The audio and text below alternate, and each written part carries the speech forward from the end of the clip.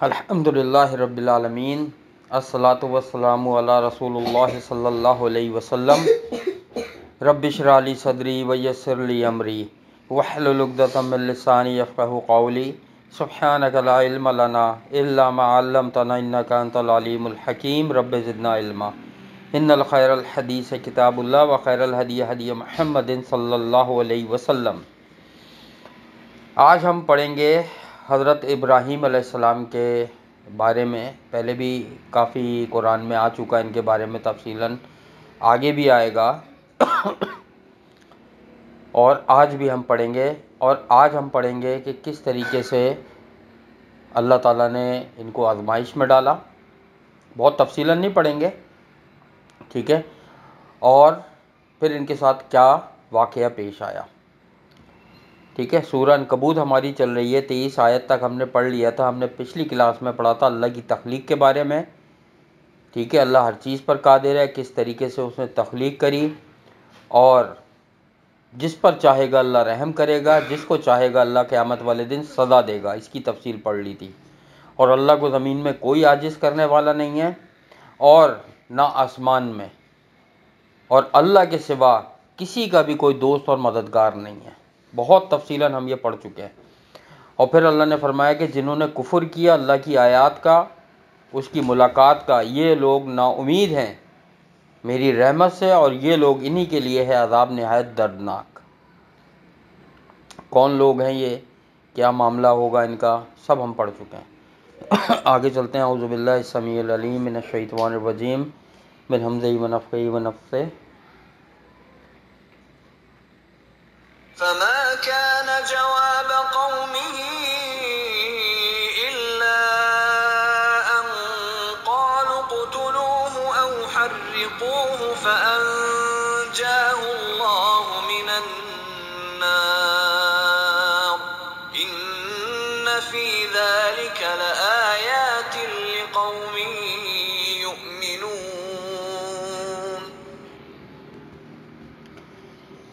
اب اللہ تعالیٰ فرما رہے ہیں، اور نہ تھا جواب اس کی قوم کا مگر یہ کہ انہوں نے کہا تم قتل کر دو اسے یا تم جلا دو اسے۔ پھر نجات دی اللہ نے اسے آگ سے۔ یعنی اس سے پتہ لگتا ہے حضرت ابراہیم علیہ السلام کی بات ہو رہی ہے، اور پہلے گزر چکا ہے، کچھ آیت پہلے انہی کا ذکر چل رہا تھا جو یہ ساری بات ہوئی، تو پھر آگے کنٹینیو ہوا یہ کہ ان کی قوم نے کیا کہا۔ انہوں نے تبلیغ کری اپنی قوم کو کہ توحید کی طرف آ جاؤ، یہ بت، یہ جو تم لوگ صنم کو پوجتے ہو، ٹھیک ہے، ان سب کو چھوڑو اور اللہ کی طرف آ جاؤ۔ روٹی روزی دینے والا وہی ہے، بیماری صحت سب چیزیں، زندگی موت دینے والا وہی ہے، اور اسی کی طرف پلٹنا ہے۔ تو کیا کہنے لگے کہ یہ سن کر کہنے لگے بھائی اب تو یا اس کو قتل کر دو، کیونکہ انہوں نے بت بھی ان کے توڑ دیے تھے نا، ٹھیک ہے، کہ یا تو انہیں قتل کر دو یا جلا دو۔ پس نجات دی اللہ نے ابراہیم علیہ السلام کو آگ سے۔ ایک مکان بنایا تھا جس کے اندر لکڑیاں جمع کرنی تھی، وہ تفصیلاً پورا گزر چکا ہے، اس لیے یہاں پر یہ شارٹ آیا ہے کہ اس میں ایندھن بلکہ عورتوں کے بارے میں تھا کہ عورتیں منت پوری ہوتی تھی تو وہ منت مانتی تھی اس چیز کی کہ ہمارے یہاں اولاد ہوگی تو ہم 100 لکڑیاں آگ میں ڈالیں گے، ہمارا اگر یہ صحت مند ہو جائے گا یا یہ ہو جائے گا تو ہم 50 لکڑیاں آگ میں ڈالیں گے ابراہیم علیہ السلام کو جلانے کے لیے۔ اور مزے کی بات دیکھو، ایک پہلو یہ دیکھو کہ اللہ ان کی دعائیں پوری کر رہا تھا، ایک طرف کہ وہ دعائیں کر رہی تھی ہمارے یہاں اولاد ہو تو ہم 100 لکڑیاں آگ میں ڈالیں گے، اور کس کو جلانے کے لیے؟ اللہ کے نبی کو۔ ایک طرف اللہ ان کو اولاد دے رہا تھا کہ ڈالو تم لکڑیاں، اور دوسری طرف اللہ کا ارادہ تھا کہ آپ مجھے بچانا ہے اپنے نبی کو۔ اور پھر اللہ نے کیسے نجات دی؟ آگ کو سلامتی والی بنا دیا۔ دیکھو اللہ نے ڈائریکٹ حکم دیا تھا آگ کو کہ سلامتی والی بن جا، ٹھنڈی ہو جا۔ صرف یہ نہیں کہا اللہ نے، کیونکہ مفسرین کہتے ہیں اگر صرف اللہ تعالیٰ یہ فرما دیتے کہ آگ ٹھنڈی ہو جا تو وہ اتنی ٹھنڈی ہو جاتی کہ ابراہیم علیہ السلام جم جاتے۔ اللہ تعالیٰ نے فرمایا سلامتی والی بن جا، کہ ایسا وہ کر کہ آگ جلتی رہی لیکن اس کے جلانے کی طاقت ختم کر دی اللہ نے۔ ایسا نہیں تھا اللہ نے آگ بجھا دی، آگ جلتی رہی، طاقت ہی نہیں رہی اس کے اندر جلانے کی۔ یہ معجزے سے بھی ایک اور بڑا معجزہ ہے۔ ایک ہوتا ہے یہ معجزہ کہ اللہ آگ بجھا دیتا، اللہ نے اس سے بھی بڑا معجزہ کر کے دکھایا کہ آگ جلتی رہی اور اس کی طاقت ختم کر دی۔ اور ابراہیم علیہ السلام باہر آ گئے۔ بلا شبہ اس نجات میں البتہ نشانیاں ہیں ان لوگوں کے لیے جو ایمان لاتے ہیں، یقیناً اللہ ہمیں ان میں شامل کرے، ہم ایمان لاتے ہیں۔ تمہیں پتہ ہے ابراہیم علیہ السلام کے لیے جب آگ جلائی گئی تھی، یہ جو گرگٹ یا چھپکلی ہوتی ہے نا، یہ اس پہ پھونک مار رہی تھی۔ اس کے بارے میں نبی صلی اللہ علیہ وسلم نے فرمایا کہ جہاں چھپکلی کو دیکھو مار دو، اور پہلی دفعہ جو مارے گا اس کے لیے 100 نیکیاں، پہلی ہی ضرب میں۔ دوسری ضرب میں مارے گا اس کی نیکیاں کم ہو جائے گی، تیسری ضرب میں اس کی اور کم۔ اما عائشہ صدیقہ رضی اللہ تعالیٰ عنہ نے نبی صلی اللہ علیہ وسلم کے انتقال کے بعد بھی اپنے کمرے میں برچھا رکھا ہوا تھا ایک۔ لوگوں نے پوچھا تو انہوں نے فرمایا میں نے اس لیے رکھا ہے کہ میں اسے گرگٹ یا چھپکلیاں مارتی ہوں، اور نبی صلی اللہ علیہ وسلم نے یہ فرمایا تھا کہ جو پہلی ضرب میں مارے گا اس کو 100 نیکیاں ملیں گی۔ ٹھیک ہے، تو ان لوگوں کے لیے نشانی ہے جو ایمان لاتے ہیں۔ آگے چلتے ہیں انشاءاللہ۔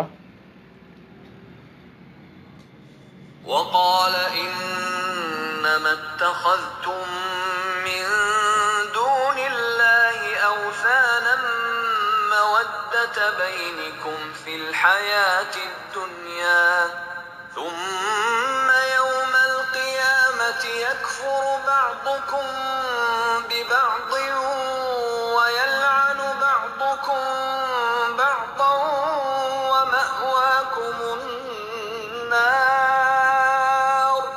ومأواكم النار وما لكم من ناصرين۔ اب اللہ تعالیٰ ارشاد فرما رہے ہیں کہ ابراہیم علیہ السلام نے کہا کہ بس تم نے ٹھہرایا ہے اللہ کے سوا بتوں کو معبود، آپس کی دوستی کی وجہ سے دنیا کی زندگی میں، پھر قیامت کے دن کفر کرے گا بعض تمہارا بعض کا، اور لعنت کرے گا بعض تمہارا بعض پر، اور تمہارا ٹھکانہ آگ ہوگا اور نہیں ہوگا تمہارے لیے کوئی مددگار۔ یہ پوری آیت کا ترجمہ ہے۔ اب یہ دیکھو ابراہیم علیہ السلام نے آگ سے نکلنے کے بعد پھر تبلیغ کری، یہ نہیں کہ رک گئے، پھر تبلیغ کری، کیونکہ اللہ کا حکم نہیں ہوا تھا ابھی وہاں سے ہجرت کر کے جانے کا۔ نبی جب تک ہجرت نہیں کرتا جب تک اللہ کی طرف سے حکم نہ ہو۔ ابراہیم علیہ السلام آگ سے نکلے اور پھر انہوں نے تبلیغ کری کہ تم نے ٹھہرایا ہے بتوں کو، اور کس وجہ سے؟ آپس میں ایک دوسرے کو دیکھ کے، ہمارے یہاں ایک دوسرے کو دیکھ کر کام کیے جا رہے ہوتے ہیں کہ میرا دوست یہ کر رہا ہے، دیکھو یہاں دوستی کا لفظ آ رہا ہے کہ آپس کی دوستی کی وجہ سے۔ اور یاد رکھنا نبی صلی اللہ علیہ وسلم کی ایک واضح حدیث ہے کہ نبی صلی اللہ علیہ وسلم نے ارشاد فرمایا آدمی اپنے دوست کے دین پر ہوتا ہے، لہذا دوستی سوچ سمجھ کر کرو، جیسا دوست ہوگا ویسا دین ہوگا آپ کا۔ اور یاد رکھو انسان جب دوست بناتا ہے نا تو وہ یہ سوچ لے کہ وہ اپنے نماز جنازہ کی پہلی صف چن رہا ہوتا ہے، جیسے اس کے دوست ہوں گے اس کی جنازے کی پہلی صف میں ویسے لوگ کھڑے ہوئے ہوں گے۔ وہ یہ اختیار اللہ نے دے دیا ہے، چاہے وہ متقی، پرہیزگار اور تہجد گزار اور توحید پرستوں کو بنائے، چاہے وہ آوارہ بدماشوں کو بنائے، چاہے وہ بڑے بڑے بزنس مینوں کو بنائے، چاہے وہ بڑی بڑی پوسٹ والوں کو بنائے، یہ اختیار اللہ نے دے دیا ہے۔ در حقیقت آدمی یہ چن رہا ہوتا ہے کہ اس کے ساتھ کون جائے گا قبرستان، کون کھڑا ہوگا اس کے جنازوں میں۔ تو انہوں نے کہا کہ دوستی کی وجہ سے تم نے بنایا ہے دنیا کی زندگی میں، اور قیامت والے دن یہ انکار کر دیں گے بعض تمہارے بعض کا۔ اس کا مطلب سمجھ میں آیا جو ہم پڑھ چکے ہیں پہلے، کہ جب اللہ تعالیٰ کہیں گے نا آج تم پکارو جن کو پکارتے تھے، تو کیا ہوگا؟ وہ جواب ہی نہیں دیں گے، اور جو جواب دیں گے بھی تو وہ کہیں گے کہ ہم نے تھوڑی کہا تھا کہ ہمیں شریک ٹھہراؤ، یہ تو خود پکارتے تھے ہمیں، یعنی آپس میں لڑ جائیں گے کہ وہ انکار کر دیں گے کہ بھائی ہمارا تعلق نہیں ہے ان سے، اور وہ جن کو پکارتے تھے، جو لوگ پکارتے تھے، وہ پھنس جائیں گے بیچارے۔ تو اسی لیے پکارنا صرف اللہ کو چاہیے۔ اور لعنت کرے گا بعض تمہارا بعض پر، قیامت والے دن لوگ ایک دوسرے پہ لعنتیں کریں گے کہ تم نے ہمیں گمراہ کیا، تمہاری دوستی کی وجہ سے گمراہ ہوا، تمہاری یاری کی وجہ سے گمراہ ہوا، تمہارے ساتھ کی وجہ سے میں گمراہ ہو گیا۔ بہترین ساتھ کیا ہوتا ہے؟ کہ انسان نیک لوگوں کو دوست بنائے۔ بہت زیادہ جو ویسے ہوتا ہے نا دنیا دار لوگ کے اسٹیٹس، پیسہ، عزت، مرتبہ جن میں دنیا میں، اس کو چھوڑ دینا چاہیے۔ یہ دیکھنا چاہیے کہ وہ دین پہ کتنا پابند ہے، ان کو اپنا دوست رکھنا چاہیے۔ اور پھر انہوں نے فرمایا تمہارا ٹھکانہ آگ ہوگا اور نہیں ہوگا تمہارے لیے کوئی مددگار۔ ظاہر ہے مشرکین کا یا کفر میں جو موت ہو جاتی ہے جن کی قیامت والے دن کون مددگار ہوگا؟ اللہ تعالیٰ نے فرما دیا اللہ تو نہیں ہوگا۔ جب اللہ نہیں ہوگا تو کوئی بھی مددگار نہیں ہو سکتا، اللہ کے سوا کیونکہ ہے ہی نہیں کوئی مددگار۔ ٹھیک ہے، آگے چلتے ہیں انشاءاللہ۔ فآمن له لوط وقال إني مهاجر إلى ربي إنه هو العزيز الحكيم۔ چنانچہ ایمان لائے اس ابراہیم علیہ السلام پر لوط علیہ السلام، اور ابراہیم علیہ السلام نے کہا بے شک میں ہجرت کرنے والا ہوں اپنے رب کی طرف، بلا شبہ وہی ہے نہایت غالب خوب حکمت والا۔ ابراہیم علیہ السلام کی قوم میں حضرت لوط علیہ السلام ایک ایمان لے کر آئے تھے بس، کیونکہ اچھا بہت سے مفسرین کہتے ہیں حضرت لوط علیہ السلام ابراہیم علیہ السلام کے بھتیجے تھے، بہت سے مفسرین کہتے ہیں بھانجے تھے، دونوں طرح کے اقوال مفسرین کے موجود ہیں، بہرحال تھے رشتہ دار، ہمیں اس سے پتہ چلا۔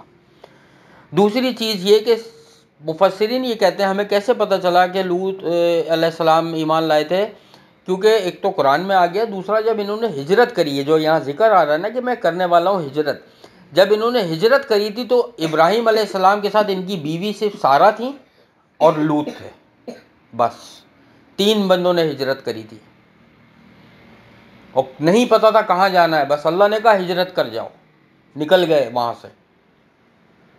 اور پیچھے کیا ہوا؟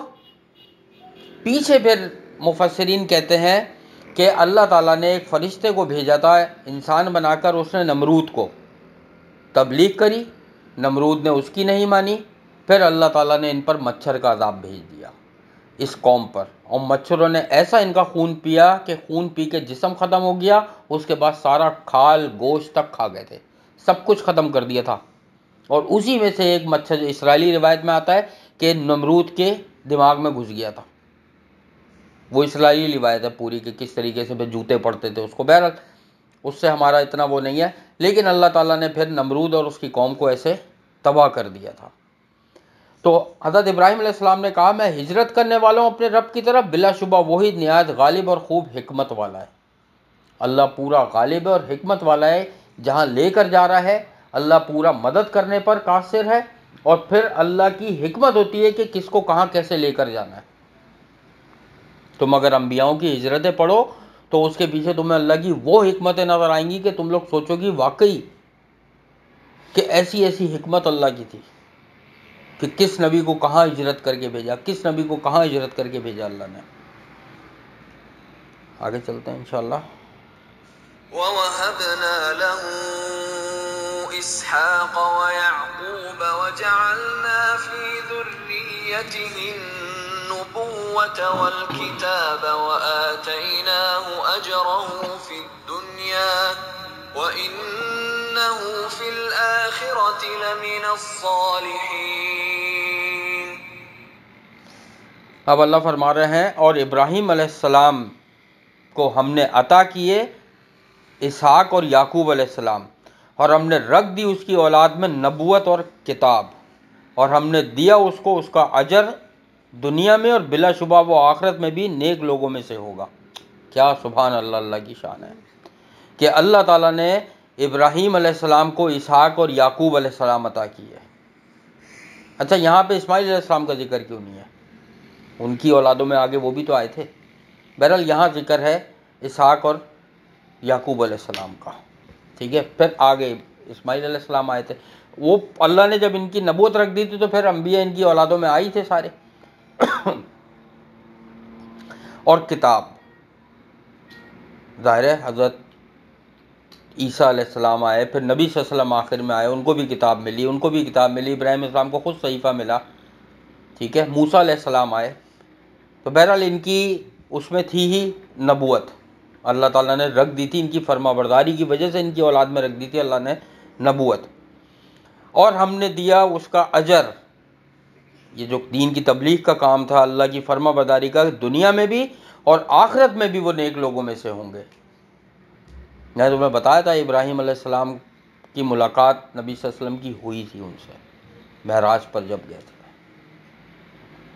ان سے ملاقات باقاعدہ کری تھی نبی صلی اللہ علیہ وسلم نے، تمام انبیاءوں سے کری تھی، اور تمام انبیاؤں کی ایک جماعت ہوئی تھی معراج پر، اور جس کی امامت نبی صلی اللہ علیہ وسلم نے کرائی تھی۔ کیسی جماعت ہوگی وہ سوچو، پیچھے تمام انبیاء کھڑے تھے، کوئی عام بندہ نہیں تھا، کیا شاندار وہ جماعت ہوگی۔ یہ اللہ کے نیک بندوں کی شان ہے۔ اللہ تعالیٰ نے یہاں فرما دی ہے کہ آخرت میں بھی وہ البتہ نیک لوگوں میں سے ہوں گے۔ اچھا ایک چیز ذہن میں رکھو، جتنے بھی انبیاء گزرے ہیں انہوں نے نیک لوگوں میں شامل ہونے کی دعا مانگی ہے، کوئی بھی نبی گزرا ہے۔ اما عائشہ صدیقہ رضی اللہ تعالیٰ عنہ اکثر یہ چیز سوچا کرتی تھی، صحیح بخاری کی حدیث ہے کہ نبی صلی اللہ علیہ وسلم نے فرمایا تھا کہ انبیاؤں کو اختیار دیا جاتا ہے بیماری کے وقت خاص دعا کا۔ تو اما عائشہ صدیقہ رضی اللہ تعالیٰ فرماتی ہے میں سوچا کرتی تھی کہ نبی صلی اللہ علیہ وسلم نے بیماری میں کون سی دعا کبھی میں نے سنی نہیں، ایک دفعہ انہوں نے سن لی۔ وہ فرماتی ہیں کہ نبی صلی اللہ علیہ وسلم جب اپنے آخری وقتوں میں اتنا بیمار ہوئے کہ انہیں شدید کھانسی ہو گئی، تو میں نے ان کے منہ سے دعا سنی کہ یا اللہ مجھے آخرت میں نیک لوگوں میں ملا دینا، صالحین، صدیقین اور شہداء میں۔ تو وہ سمجھ گئیں کہ نبی صلی اللہ علیہ وسلم کو اختیار دے دیا گیا ہے اب، اور یہ دعا کیا کرو بیٹا۔ فاطر السماوات والارض، یہ جو دعا ہے پوری، توفنی مسلم والحقنی بالصالحین، حضرت یوسف علیہ السلام کی میرا خیال ہے یہ دعا ہے کہ آخرت میں بھی نیک بندوں میں ملا دے۔ یہ دعا لازمی یاد کرو، اپنی دعاؤں کا حصہ بناؤ اس دعا کو، کہ آخرت میں اللہ تعالیٰ سلف صالحین انعمت علیہم، پڑھتے تو ہیں ہم سورہ فاتحہ ہر نماز میں، کہ اللہ ان کے ساتھ ہمیں شامل کر دے۔ کیا شاندار وہ نظارہ ہوگا، وہ لوگ ہوں گے۔ اللہ سے دعا ہے جو کچھ بھی ہم نے پڑھا ہے اس پر عمل کرنے کی توفیق عطا فرمائے، ہمارے گھروں میں، رزق میں، علم میں، عمل میں اللہ تعالیٰ بے حساب برکتیں عطا فرمائے، ہم سب کی تمام مشکلات، پریشانیوں اور بیماریوں کو دور فرمائے، ہمارے بھائی بہن، رشتہ دار، پڑوسی، گھر والے، اہل و عیال اور جتنے بھی گروپ ممبران یہ تفسیر سننے والے ہیں سب کو بہترین صحت کاملہ عاجلہ عطا فرمائے، سب کی دعاؤں کو اللہ تعالیٰ اپنی بارگاہ میں قبول اور مقبول فرمائے، اور اس حال میں اپنے پاس بلائے کہ اللہ ہم سے بہترین طرز پر راضی ہو۔